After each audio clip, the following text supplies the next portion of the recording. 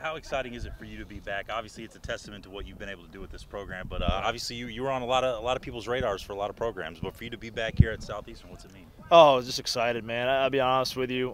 There's not a whole lot of jobs in the country I'm going to leave this place for. Just what we've done from obviously not only performance standpoint on the field, but what our guys have bought into, and obviously I've bought into them as well. Our administration's bought into it. Just the whole foundation, what we've got going, and the steamroll we've got going in the right direction to turn this program into a mainstay, in a national coverage and a national spotlight, being regionals year in, year out, and hopefully take that next step. So to be back and be a part of that, I just could be more tickled to death to be a part of it. Oh yeah, man, super excited. And like I said, last 2 years we made it to a regional, and those last 2 years we faced, top opponents in the outside of conference play. So I think it's just another year of it, and we're getting used to it and we're settling in. So I don't think we're going to be going anywhere. For you guys, it seems like it's been a staple, in the Southland Conference that you guys have been at the top. Well, what's it take though to get over that hump and get through the regionals and make it to that super regional? I tell the guys, the more times we put ourselves in that scenario, eventually you have success with it. And obviously we've done that 3 of the last 4 years. We've been in that regional. So the more times we can have success. We got another challenging schedule again. That if we have the wins at the end of the year, we should be another at-large club. We don't have to put all of our eggs in one basket in that automatic bid in the tournament. But again, we just put ourselves in that scenario. It just becomes a culture. It becomes again an expectation that we're there every year to have success, and not just along for the ride anymore. It's there to mean business, to have success, and so the more opportunities we get to do that, obviously I think the more chance we have to have success with it. You mentioned McNeese winning conference last year, but they got left out. In the postseason.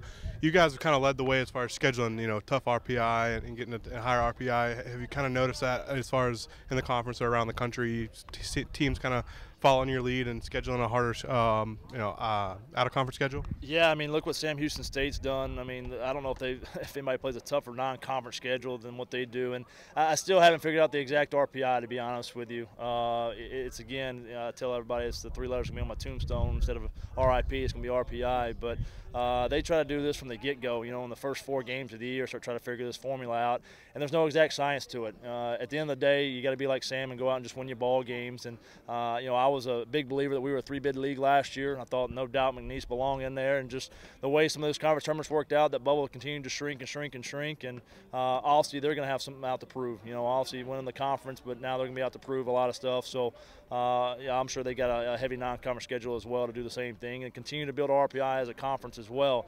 We know if that conference RPI continues to climb, then obviously we'll have more teams in the at-large talk.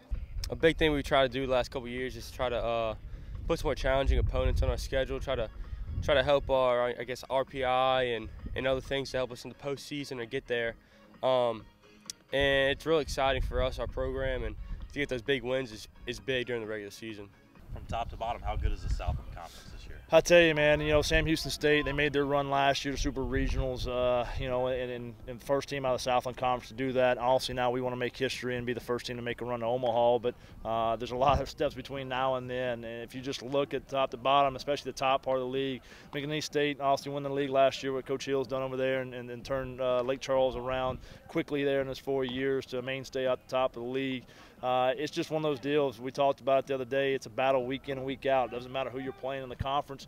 And when you get to the top of the conference and expectations are to finish at the top of the conference, you can get everybody's best game every week, whether it's playing Sam Houston for a conference championship or, you're playing somebody who's not qualified for the tournament in Incarnate Word or Abilene Christian. Those guys are still up there to try to, beat you behind and make a mainstay for their program as well.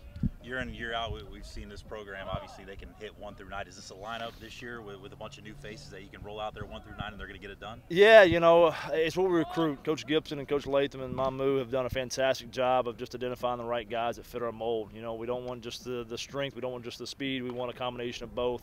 If it's a little above average in both, then obviously that's the ideal candidate we have playing our program with that blue-collar mentality to be able to get after you and enjoy playing the game at the speed we play at. Like I said, we got a lot of guys back in the lineup from last year. We lost a few pieces. Guys hit balls a long way, but we're looking forward to it. We got Schwarner back in the lineup. That's our conference player of the year last year, and we think he's gonna have another big one. And a lot of guys that are returning and still in the lineup, I think are gonna produce. Got a lot of new pieces to the puzzle from JUCO and things like that. So I think we're gonna be all right with the Swinger.